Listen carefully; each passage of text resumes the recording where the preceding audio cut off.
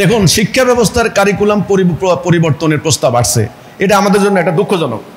পাকিস্তান আমলেও কিন্তু শিক্ষা কমিশন অনেক হয়েছে, বাংলাদেশ স্বাধীন হওয়ার পরই কিন্তু শিক্ষা কমিশন হলো, এ পর্যন্ত কয়েকটা হয়েছে, নাম বলতে গেলে অনেক লম্বা সময় লাগবে। তো শিক্ষা ব্যবস্থার পরিবর্তন প্রস্তাব আসতেছে, কিন্তু আজ পর্যন্ত একটা টেকসই শিক্ষা ব্যবস্থা প্রবর্তন করতে পারে নাই। করার জন্য পুরো ব্যাপারটাকে কিন্তু বিবেচনায় নিতে হবে। এখানে যেমন মাদ্রাসা শিক্ষা, ব্রিটিশ আমলরা ডিভাইড অ্যান্ড রুল পলিসির মাধ্যমে দুই ধরনের শিক্ষা ব্যবস্থা প্রবর্তন করেছে, এটা ওদের হীনস্বার্থ বাস্তবায়ন করার জন্য। একটা হলো সাধারণ শিক্ষা, যেখানে ওদের নিয়ম নীতি, ওদের ইতিহাস, অর্থনীতি, ভূগোল ওরা পড়িয়েছে কলেজ বিশ্ববিদ্যালয়। একটা হলো মাদ্রাসা শিক্ষা ব্যবস্থা, যেখানে আল্লাহ রসুলের প্রকৃত ইসলামের স্পিরিট শিক্ষা দেওয়া হয়নি, তাওহীদ শিক্ষা দেওয়া হয়নি, ঠিক আছে, যেখানে ছোটোখাটো মাসলা মাসাইল নিয়ে মারামারি, হানাহানি, তর্ক বাস এই শিক্ষা দিয়েছে। যাই হোক, এই মাদ্রাসা থেকে বেরিয়ে এসে আলেমরা কি করে খাবেন? তাদেরকে কিন্তু ভোকেশনাল শিক্ষা দেয়নি, তাদেরকে জ্ঞান বিজ্ঞান শিক্ষা দেয়নি। ফলে তারা এই মিলাদ মাহফিল, ওয়াজ মাহফিল, মসজিদে ইমামতি এগুলো খেয়ে এগুলো করে তারা জীবিকা নির্বাহ করার চেষ্টা করেছেন।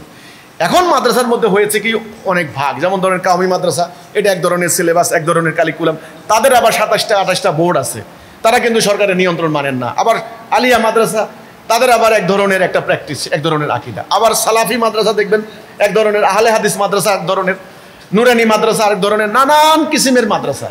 আবার এখানে সাধারণ শিক্ষার মধ্যে দেখুন আপনার কোনোটা ইংলিশ মিডিয়াম, কোনোটা বাংলা মিডিয়াম। ইংলিশ মিডিয়াম স্কুলগুলোতে যাই দেখেন সিলেবাস কারিকুলাম সমস্ত ব্রিটিশ, ওই ইউরোপের মতো। আমাদের এখানে জানুয়ারি টু ডিসেম্বর, ওরা হলো জুন টু জুন, এখানে সিলেবাস কারিকুলাম বাংলাদেশে না, ওখানে হয়। আপনি সিলেবাস বইগুলো পড়ে দেখেন, সেখানে পড়ায় বায়রন, শেক্সপিয়ার এগুলো পড়ায়। সেখানে একেবারে মনে প্রাণে মস্তিষ্কের চিন্তাভাবনা একটা ইংরেজ, ওরা ইংরেজিতে কথা বলতে স্বাচ্ছন্দ্য বোধ করে, ঠিকমতো 10টা বাংলা শুদ্ধ বলতে পারে না। তো তাহলে এটা কিন্তু এরাই কিন্তু অ্যাডমিনিস্ট্রেশনে যাচ্ছে, এরাই কিন্তু মিডিয়াতে যাচ্ছে। তো এখন ভার্সিটির মধ্যে প্রাইভেট ভার্সিটি, পাবলিক ভার্সিটি, তো এই যে ব্যাপারটা এত একটা হজবরল অবস্থা, এই হজবরল অবস্থায় আপনারা এর মধ্যে আছে সেকুলার ধারণা, সংবিধানের মধ্যে আছে ধর্মনিরপেক্ষতার নীতি, 4টা মূল নীতি: সমাজতন্ত্র, জাতীয়তাবাদ, ধর্মনিরপেক্ষতা, গণতন্ত্র। শিক্ষার মধ্যে যদি আপনি এখন শিক্ষাকে আপনি একমুখী করতে হবে, যদি আপনি ধর্মটাকে টোটালি বাদ দেন, তাহলে একটা ধর্মহীন অসভ্য জাতি তৈরি হবে, নীতি নৈতিকতার গোড়া কেটে যাওয়া হবে, যেটা ইউরোপ করেছে। যদি ধর্মকে নেন, কিভাবে নেবেন? ধর্মের নানান চেহারা, কোন দিকে নেবেন? কোনটা নেবেন আপনি? সুফিবাদী ধর্ম নেবেন, না উগ্রবাদী ধর্ম নেবেন, না পলিটিক্যাল ধর্ম নেবেন? ধর্মের তো নানান চেহারা হয়ে গেছে। এই যে শিক্ষা নীতি আপনি বললেন, আমরা মনে করি শিক্ষা ব্যবস্থা প্রবর্তন করতে হলে সাংঘাতিক ধরনের একটা এক্সপেরিমেন্ট লাগবে এবং একটা চিন্তাভাবনা করতে হবে, সমন্বিত রূপ লাগবে। এইভাবে হবে না।